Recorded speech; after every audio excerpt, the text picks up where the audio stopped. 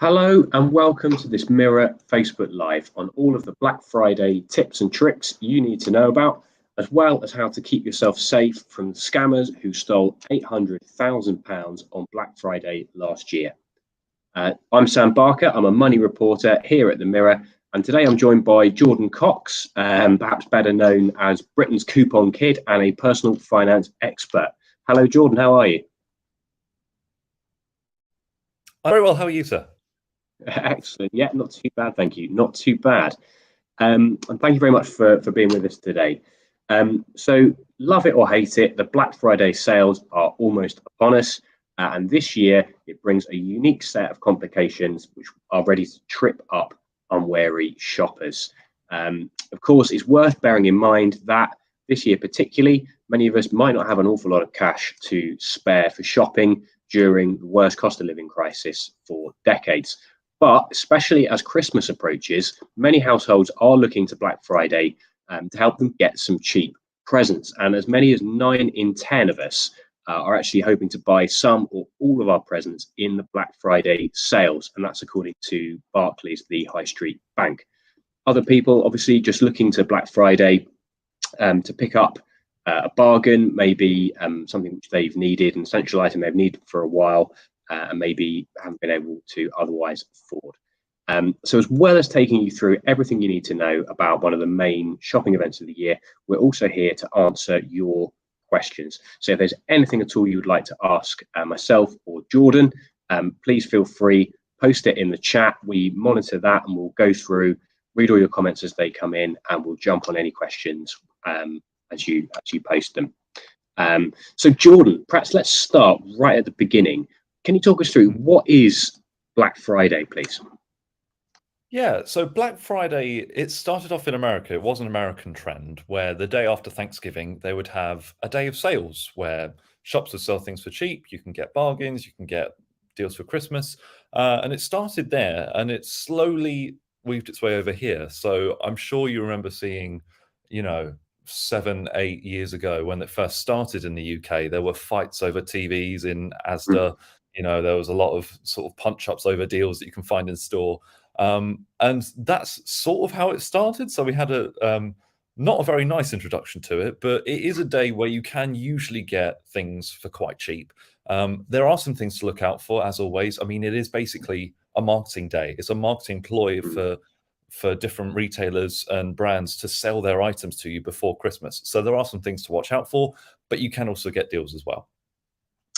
Perfect. And on that note, with Black Friday, am I right in thinking that not all deals are really deals in the true sense of the word? 100%. Yeah. So there was a Which report last year that basically said, I think it was something like 98% of all deals weren't actually deals because they did a load of research into the pricing of items. And there were some items where you could get the same price as Black Friday for about 266 days out of the 365 days of the year. So the Black Friday price, the Black Friday sale price, wasn't actually a sale. And that does happen quite often. There were some reports of retailers putting up the prices a month prior to Black Friday to then reducing them and saying, oh, it's 50% off, when in fact, it's only maybe a tenner off of what the price was before, but they've elongated the price to make it seem like it's such a good offer. So there are things like that that do happen on Black Friday. Obviously, there are ways to mitigate that. There are lots of tips and ways that you can sort of compare prices, look at pricing history to make sure that you are getting a good deal. But quite a few websites do just plaster Black Friday sale all over their page, and don't really change their prices, or they aren't the best they've seen.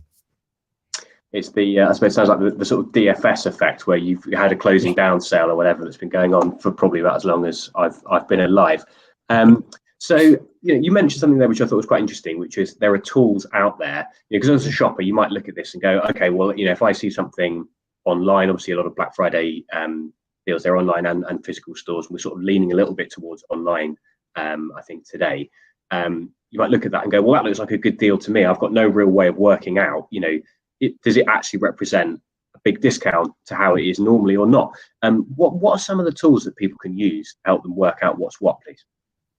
Yeah, so if you're an Amazon shopper, there's a website called Camel. camel.com, which is a very weird name, I know.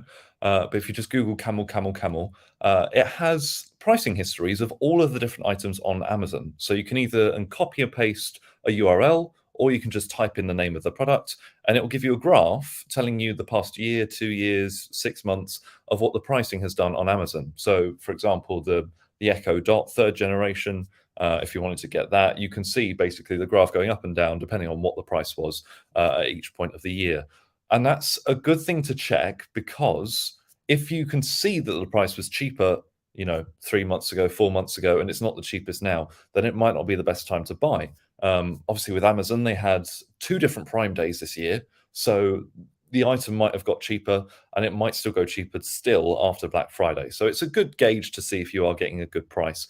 There's also another website called Price Runner, which works in exactly the same way. You can look at the pricing history to see if it's a good price now, and it's also a price comparison service. So you can have a look around to see what retailer is the cheapest. So if you want to buy an air fryer, for example, which is going to be popular this Black Friday, you can type in the product and it will tell you which place is the cheapest to go. It'll give you the prices of, John Lewis, Amazon, Currys, all of the big players, so you know where the cheapest place to go is.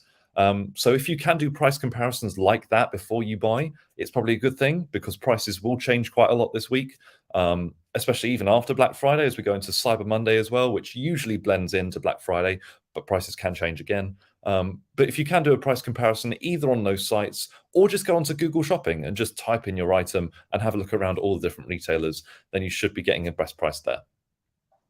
Perfect. That's fantastic. Thanks for taking us through that. And something you mentioned there, we're going to come back onto this, which is the importance of doing your research with these Black Friday deals. Now, to anybody who's just tuned in, thank you so much for joining us. We're here to take you through Black Friday tips and tricks and some of the scams to look out for and what to do to make sure that you help keep yourself safe from these. We're also here to answer your questions. Please feel free, ask us anything you'd like, and we'll kind of answer as many questions as we can get around to. So, Jordan, obviously we're talking about, how do you work out what is a bargain and what isn't on Black Friday. I understand that you've spotted some absolutely knockout bargains in particular. Are there any that sort of really caught your eye this year? Well, the sales in terms of from retailers are usually the same. So, for example, if you wanted to buy something from Apple, they don't really do discounts throughout the year, but they do on Black Friday. And they do gift cards when you purchase items from Apple. So usually it's about a £50 gift card if you buy a phone, a little bit more if you buy like a MacBook or something more expensive. So this Black Friday, I think from either today or tomorrow through to Cyber Monday, you can get up to £250 worth of Apple gift cards from Apple. So if you're going to buy anything from there, now is probably a good time to do that. There's also quite a lot of deals coming in from places like Aldi and Lidl. Aldi has got a air fryer for £99, a Tefal one, which is the cheapest price that's ever been. Lidl also had an air fryer, which has completely sold out already, because it was £39.99 for a fairly bog standard brand, but people have just absolutely gone crazy over it. And there are some deals from Tesco as well, but these are only in store with club card prices. So you can get a 50-inch 4K smart TV from Sharp for £239, which is the cheapest it's ever been. And they have quite a few other discounts and deals in store as well. But you do need a club card for that. So that's only the club card prices when you scan in store. There are some things sort of from retailers which are just generic discounts. So Adidas has got 50% off. Boots has got 50% off. You might find other things in clothing retailers. I think ASOS is up to 80% off. But again, with those, have a check, because if it says up to in the title, then that could only be 1 or 2 items, which is the maximum discount. The rest might be sort of, in the 50 range, maybe 40, 30, 20. So it's worth having a look around to see if there's anything that has a discount that you actually were going to buy anyway. If there were some Christmas presents that you wanted to buy that, you've already seen a discount on, then it might be a good time to get it now. But if you can avoid just impulse buying, if you see a deal that seems really great, but you don't really need it, then you're just spending more money than you need to. So try and avoid impulse buying if you can, and have a look around for those deals on the things you do need. Things you absolutely do need. That sounds, yes, great advice. Now, I wanted to come on to an area of kind of shopping where I think a lot of people are in the dark, and I sort of include myself there. Which I know that there are ways of bringing down the cost of an item, perhaps by I suppose exploiting the little kind of tips and tricks with retailers. So, for example, adding an item to your shopping basket and then not buying it or not buying it straight away. The retailer obviously sees that you're interested in that item, and they might then contact you with a lower price, things like that. What have you seen in that kind of area with this year, or are there any kind of general points you kind of make on that? So the thing you just touched on there is a great one. This is abandoning your online basket. So if you add things to your basket now, for example, then just walk away and leave it, they might send you an email with a coupon, an exclusive coupon that isn't really available elsewhere. And if there isn't any codes around, you can get basically this free coupon, which no one else has. So that's a great way to get extra money off your shopping, especially if it's in the Black Friday sales as well. Because say if they send you a 10% off code and something's already reduced to the lowest price it has been, you're getting an extra 10% off, means you're saving even more. One thing also you should have a look out for on Black Friday is cashback. So you can actually stack cashback websites on top of the Black Friday sales. So if you were going to buy a new TV anyway and you see a good TV deal online, you can go on to either Top Cashback or Quidco. Usually they do between 1 to 10% cashback, depending on the retailer. So if you're spending, quite a lot of money on a TV, say £200, you can get, 5% back. That's a tenner. That's an extra tenner back in your pocket just for having that extra click. So do have a look around at those. And then also along the lines of getting codes by abandoning your online basket, just have a look around for codes.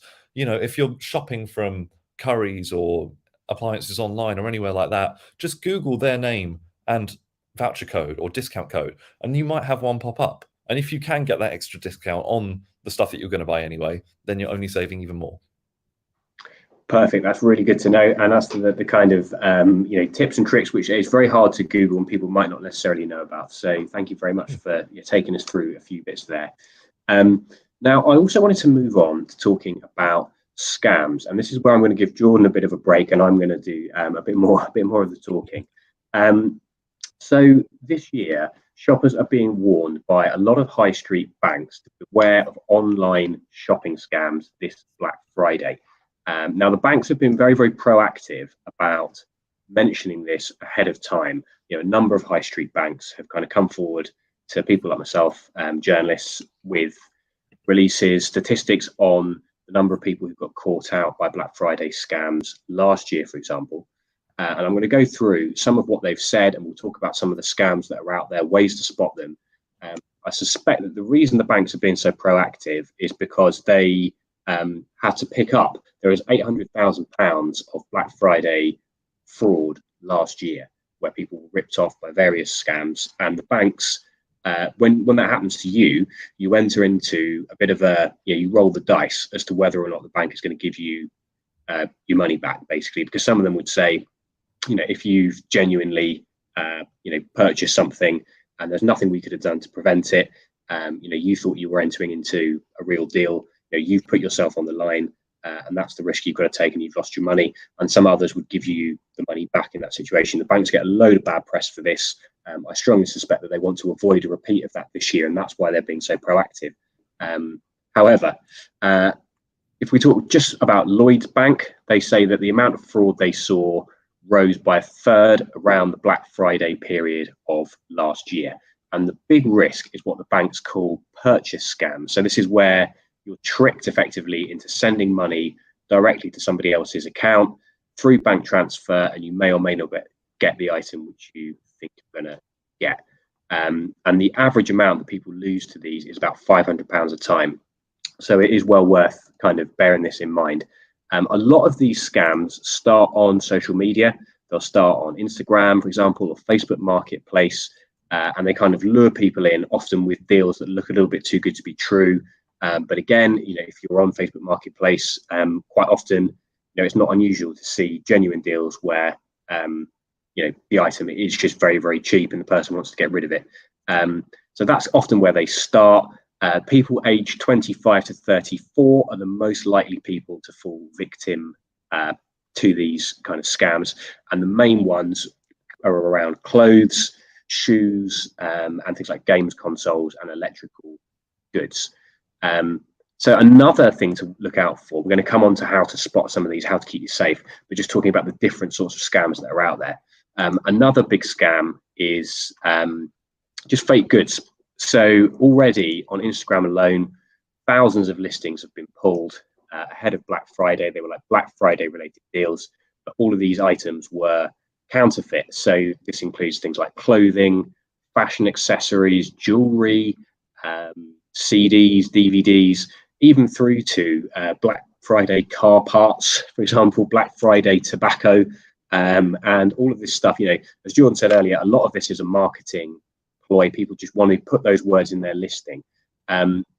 With a lot of these counterfeit goods, you know, some people might look at it and go, oh, well, you know, I'm getting a bit of a bargain. It's almost as good as the real thing, and I paid peanuts for it. What's the harm?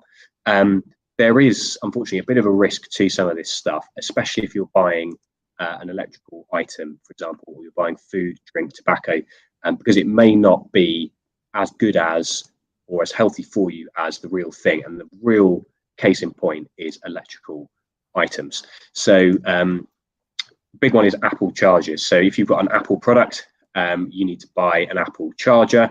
They will charge an arm and a leg for that, and it's very tempting to go and buy basically a substitute Apple charger. But there is a big fire risk with a lot of these. So there's a charity called Electrical Safety First. They've previously found that 98% of fake Apple chargers failed UK safety tests. And government data has also shown that 10 house fires a day in the UK are caused by faulty appliances and leads, many of which are counterfeit. You know, they're so dangerous that they could literally burn your house down. So it's something to bear in mind, is that a lot of these items, if the price looks too good to be true, it may well be fake. So now we're going to move on to, how do you actually keep yourself safe from scams? How do you spot them? So we've spoken to police forces, we've spoken to high street banks, we've spoken to fraud experts, and these are our kind of top tips on how to keep yourself safe from scams, certainly from my end, and I'm going to ask Jordan for his take as well in a minute. So we touched on this one a little bit already. Is the offer too good to be true? If it is, you've really got to ask yourself serious questions. It's very tempting to go for these, especially when money's quite tight at the moment. If it's too good to be true, as the old saying goes, it probably is. And a lot of these deals, they're, you know, the low figure is just meant to lure you in. You won't get your money. You won't get your money back. You probably won't get the product. Another thing to look at is, how old is the website or the person's profile that I'm buying from. So a lot of people will set up a profile, website, eBay listing, whatever it might be, might sell for a few days, and then they'll cut and run. And that will be the same across multiple different platforms. So it's worth checking out, you know, how old is this? Is it around? Are there reviews of it? Does the seller look legitimate? Another big classic one, this scam predates the internet. It's putting a sense of urgency on you to buy something so that you don't miss out on a deal. And if you think about it, you know, Black Friday is absolutely perfect for this, because by the very definition, you know, it's a time limited deal. As Jordan says, you know, it sort of stretches through into Cyber Monday. A lot of retailers will take the weekend and bundle that up in there. So really, the Black Friday period, a couple of days on this side as well, it might almost be a week. But you know, it's a time limited thing, and a lot of people feel, oh yeah, I can't miss out on this. I've really got to go for it. And that sense of pressure from some unscrupulous sellers is just designed to make you make a decision you wouldn't otherwise have made. And then you can spend an awful lot of time regretting that decision. Another classic to look out for is being asked to pay by bank transfer rather than using sort of a secure payment platform. And an offshoot of that is being asked to pay by PayPal friends and family. So this is often used on Facebook Marketplace. If you're talking to someone on Facebook Marketplace, quite often they'll say, oh, you know, can you pay me using PayPal friends and family? If you do that, even though you're using PayPal, you waive your right to refunds if that person is a scammer. Unfortunately, PayPal don't seem very interested in cracking down on this, and nor does Facebook. It is all in there in the small print. So, you know, they're not necessarily doing anything wrong. but an enormous number of people do fall victim to that. So be very, very careful if you're on Facebook Marketplace. Another one is, does the listing have a load of typos? Does it look odd? This sounds quite judgmental thing to say, but an awful lot of fake listings they just look wrong. They look wrong. So even despite the fact that it might be might look like a really good deal, if it's riddled with typos, just be a bit careful, especially if they're purporting to be a legitimate company. Big companies don't make those kind of mistakes. So another thing to bear in mind. When you're buying something as well, if your bank signed up to it, if you use certain schemes, you get more buyer protection. So verified by Visa is one. MasterCard secure code is another one. If you're paying by credit or debit card, this will give you an additional layer of protection because there's a password involved. You might be asked to put in certain characters from your password before you buy anything, and that will make sure that there's a bit of extra security before an online purchase goes through. Finally, if you're buying something online, make sure that the website is secure before you put in your credit card details. So a good way of checking that is if you look on the URL, it will say https://, or there'll be a padlock symbol that indicates that the website is a secure website. And a little offshoot from that is never buy anything on a public Wi-Fi network, because these networks are often not secure, and any payments that you make logged onto a public Wi-Fi network, you may well find that people can intercept that a lot easier than you think they might be able to. Now, another thing to look out for, this is a bit of a throwback, you'll all remember this scam from the pandemic, and that is the text message delivery scam. So this is basically, you get a text to your phone suggesting that you've got a parcel waiting with whoever it is, DHL, Royal Mail or whatever, and there'll be a fee to get it redelivered, or you've got to go and click a link and arrange for it to get redelivered. If you're buying something online during Black Friday, obviously you're expecting a delivery. A lot of these things are scams. If in doubt, don't click on the link. Do not pay the money. Contact the person that you've ordered it from and ask if everything is okay.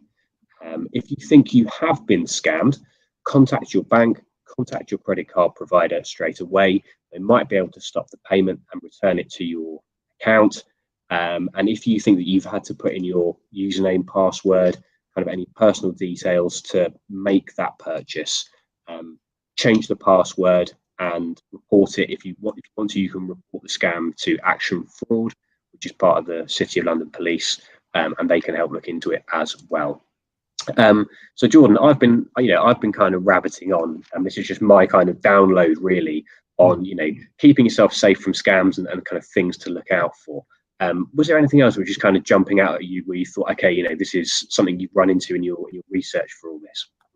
Yeah, so this happened quite a few years ago, but there were a lot of scams on Facebook, especially where there'd be like free £75 voucher to spend at Aldi, or free £50 voucher at Sainsbury's if you click this link and enter all your details.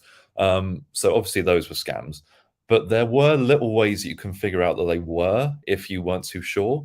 Similar to what you said earlier about spelling mistakes, especially on Facebook pages, a lot of scam like Facebook pages change like one letter in their title. So instead of like curries, they've taken out the apostrophe and it's just curries.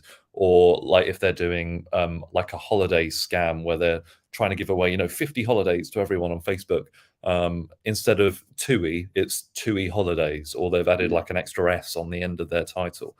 So if you do have a look around for things like that, even though they're very, very subtle, that should tell you everything you need to know.